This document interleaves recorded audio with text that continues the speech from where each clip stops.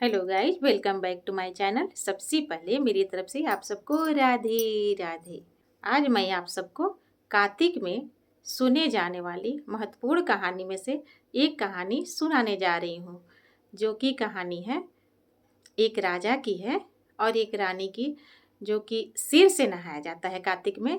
तो सिर से नहाने का क्या फल है, उसके बारे में जो कथा है वो सुनाने जा रही हूँ। आप लोग बने रहिए मेरा वीडियो में और ध्यान से सुनिएगा, बीच में जाइएगा नहीं, क्योंकि बड़ा अच्छा कहानी है ये और कार्तिक में सुनने वाली बहुत ही महत्वपूर्ण कहानी है। कार्तिक माह में सिर से जो नहाया जाता है उसका क्या फल मिलता है, उसके बारे में ये कहानी है जो कि मैं सुनाने जा रही हूँ। आप लोग बने रहिएगा मेरे वीडियो में, लाइक शेयर सब्सक्राइब जरूर कीजिएगा और जो आप लोग नए होंगे तो सब्सक्राइब जरूर कीजिएगा और कमेंट में राधे कृष्ण राधे राधे जरूर लिखिएगा।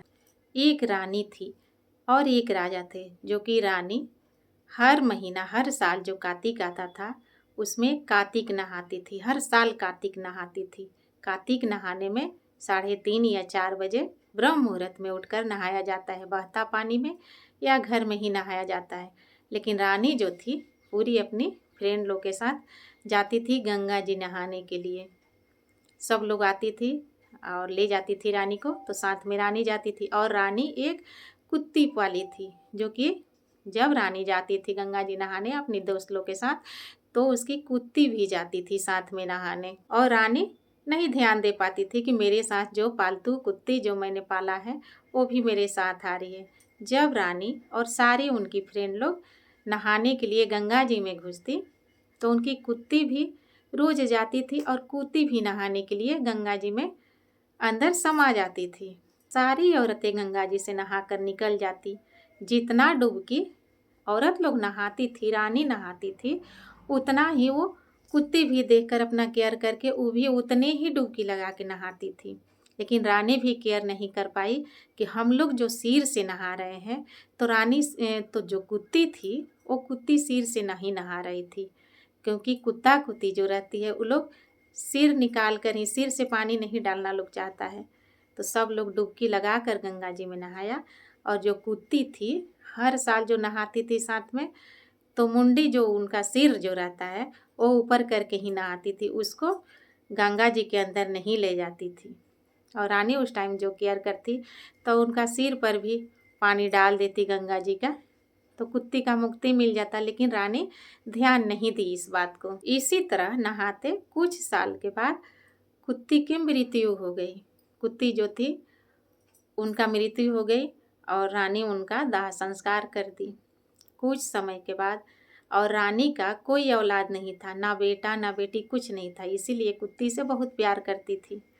कुछ दिन के बाद वही कुत्ती जो मृत्यु हो गया था, रानी के घर रानी के गर्भ से बेटी के रूप में जन्म ली।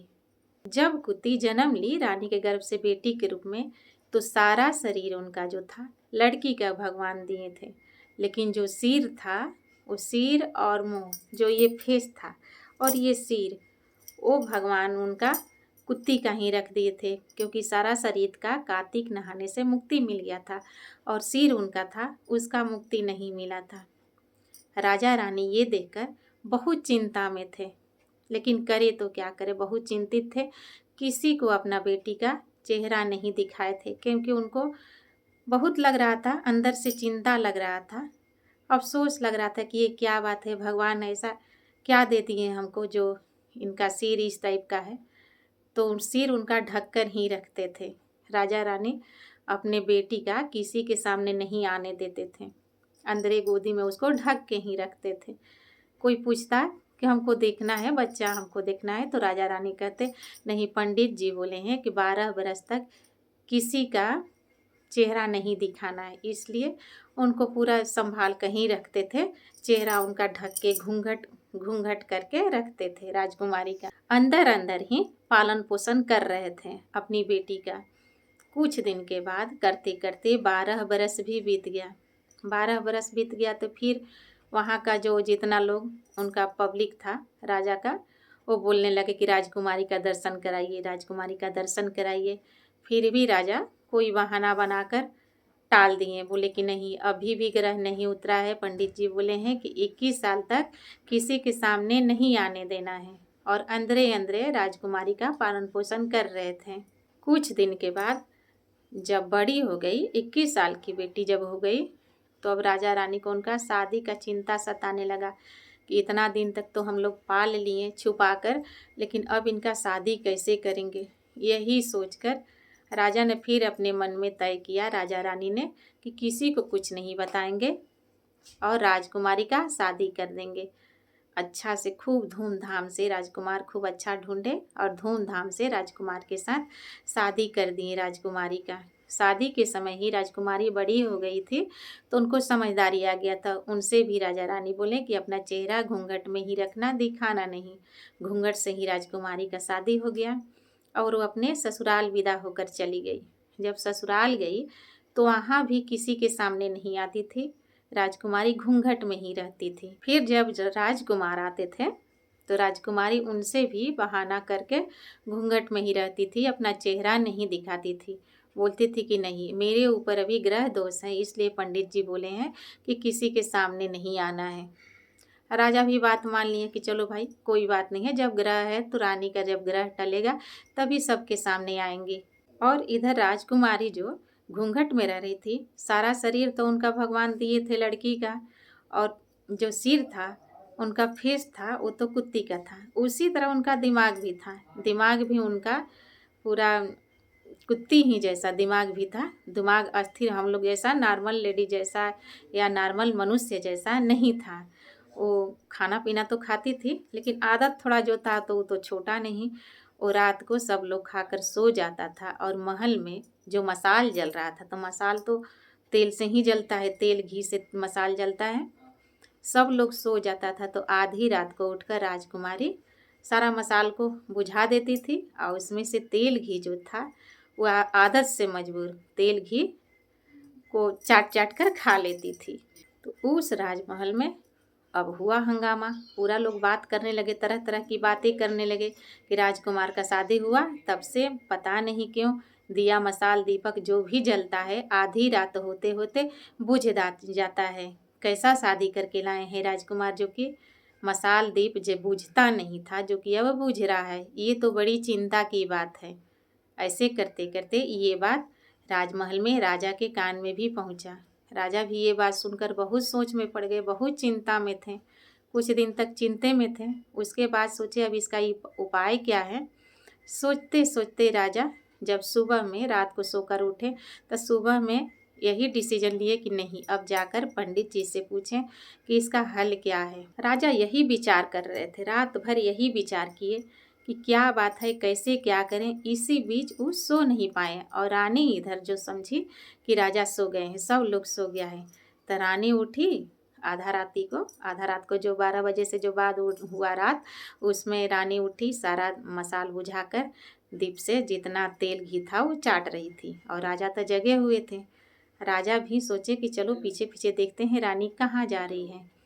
तो देखे कि रानी अपना घूंघट उठाई और दीप मसाल सारा बुझाकर उसमें से घी तिल चाटने लगी। तो राजा देखें तो अब तो देख लिए कि रानी जो सिर उठाई, अपना घूंघट उठाई, तो उनका तो कुत्ती का चेहरा था।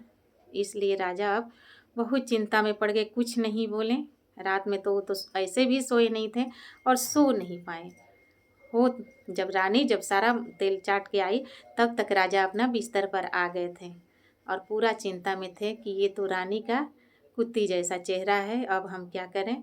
यही सोचकर होत सुबह गए पंडित जी के पास, पतरा दिखाएं। तो पंडित जी से पतरा में देखा तो पंडित जी बोले कि ये बात सही है राजकुमार, रानी का फेस और सिर जो भी है और हल्का सा दिमाग भी इनका कुत्ती का है। राजकुमार पूछे तो ये कैसे संभव है पंडित जी। तो पंडित जी ने बोले पतरा देखकर कि देखिए, ये उस जन्म में एक राजा रानी घर जो कुत्ती थी, रानी के अभी जो बेटी हुई है उस रानी का उस जन्म में कुत्ती थी। रानी बहुत धार्मिक थी, उनका कोई औलाद नहीं था, इसलिए एक कुत्ती पाली थी, और हर कार्तिक महीना में वो जाती थी गंगा जी नहाने। तो उनकी कुत्ती भी उनके पीछे पीछे जाती थी गंगा जी नहाने, और रानी की देख नहीं पाई कि कुत्ती आ रही है मेरे साथ नहाने के लिए। सारी औरतें लोग नहा कर चली आती, कुत्ती भी उनके साथ साथ गंगा जी में नहाती और नहा कर चली आती। सारा शरीर तो इनका मुक्ति बन गया गंगा जी में कार्तिक नहाने से, लेकिन जो सिर नहीं डुबा कर नहाई थी, इसलिए इनका सिर का मुक्ति नहीं बना था। इसीलिए दूसरा जन्म में उसी रानी के गर्भ से बेटी के रूप में जन्म ली और सारा शरीर मुक्ति बन गया था तो लड़की का हो गया, और जो सिर था वो कुत्ती का ही रह गया। राजा पूछे, तब इसका उपाय क्या पंडित जी हैं, जो कि आप बतलाइए, जो मैं करने के लिए तैयार हूँ। पंडित जी ने बोले, 1 महीना के बाद जो लेडीज लोग सारी लोग कार्तिक नहा रही हैं, कार्तिक नहाने के बाद में जो अछनमी आता है, अक्षय नमी, आंवला नमी, जिस दिन आंवला के नीचे खिलाया जाता है अपने सगा संबंधी भाई जितना भी है दोस्त लोग, सबको खिलाया जाता है आंवले के नीचे। उसका बहुत ही अच्छा महत्व है, सब लोग खाने आता है और उसी में सब लोग खा के निकल जाएगा तो जो पत्तल रहता है, फेंका रहता है, उसका जूठा पत्तल में से आप निकाल कर दाना ले जाइएगा और रानी को खिलाइएगा, तब इनका मुक्ति बनेगा, ऐसे नहीं बनेगा। राजा आया घर में, अब उसका उपाय सोचने लगे। देखते ही देखते अब कार्तिक का महीना आया, सारी लेडीज लोग जो भी नहाने वाला रहता है सब लोग नहाने लगा कार्तिक। अब राजा देखने लगे, ताकने लगे कि अब अछनमी आए, अब अछनमी आए। अब लग रहा था कि कार्तिक महीना ख़त्म ही नहीं हो रहा था, राजा इंतज़ार कर रहे थे। करते करते एक दिन अछनमी आया। अब राजा और राजा के मंत्री दोनों लोग गए अछनमी के, पूरा देख रहे थे कि अछनमी जहाँ लोग खिलाता है वहाँ देख रहे थे, अब आदमी लोग खा के जाए, अब आदमी लोग खा के जाए। करते करते पूरा शाम हो गया, क्योंकि कार्तिक महीना में अछनमी के दिन जो आंवले के पास खाता है उसका बहुत ही शुभ फल मिलता है, बहुत पुण्य का काम है, इसलिए उस दिन बहुत भीड़ होता है। आदमी जा नहीं रहे थे और राजा पूरा इसी में रह रहे थे, किसी से वो शर्म से कह नहीं पाते थे कि हमको जूठा पत्तल में से ले जाना है। ताकते ताकते पूरा शाम हो गया। जब सारी भीड़ खत्म हो गई, सब लोग पत्तल फेंक के चल गया, तब राजा चुपके से गए वहाँ पत्तल में से जूठा चुन कर लाए और जाकर अपनी रानी को खिलाएं। जब रानी खाई, खूब सुंदर राजकुमारी का चेहरा हो गया, सिर भी जो था उसका भी मुक्ति बन गया। राजा रानी खूब अच्छा से, राजा भी बहुत खूब अच्छे से खुश हो गए, रानी भी बहुत खुश थी। अब फिर जल्दी जल्दी अपना मायके में खबर पहुंचाई कि मेरा मुक्ति बन गया माँ, मैं बहुत सुंदर राजकुमारी बन गई हूँ। राजा भी बहुत खुश थे, दोनों कुल बहुत खुश हो गया। इस कहानी का यही अर्थ है कि कार्तिक नहाने वाला जो भी नहाए, लेडीज जेंट्स पुरुष जो भी है, औरत आदमी बच्चा पशु पक्षी जो भी नहाए, सारा शरीर अंग अपना भिंगा कर नहाना है। गंगा जी में नहाओ या घर में नहाओ, इसीलिए सिर से नहाया जाता है। इसका यही महत्व है कि सारा अंग कार्तिक में भीगना चाहिए। अगर आप सबको मेरा ये वीडियो अच्छा लगा होगा तो लाइक शेयर सब्सक्राइब ज़रूर कीजिएगा और कमेंट में राधे राधे ज़रूर लिखिएगा। मेरे वीडियो में बने रहने के लिए आप सबको बहुत बहुत धन्यवाद।